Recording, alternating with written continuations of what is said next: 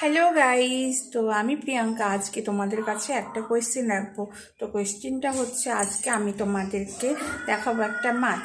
তো মাছটা কাটা অবস্থায় রয়েছে, তোমাদেরকে জাস্ট বলতে হবে যে এটা কি মাছ।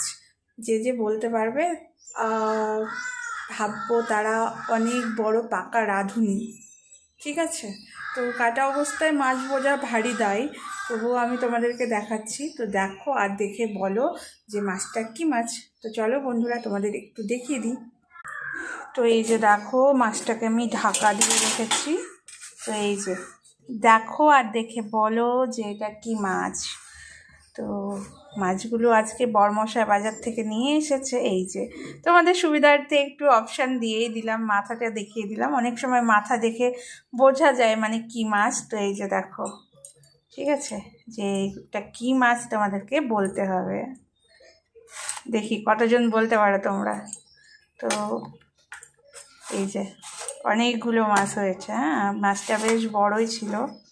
তো এই মাছটা বড়মশাই নিয়ে এসেছে, তো আমি রান্না করব। তো দেখি কে কে বলতে পারো তোমরা।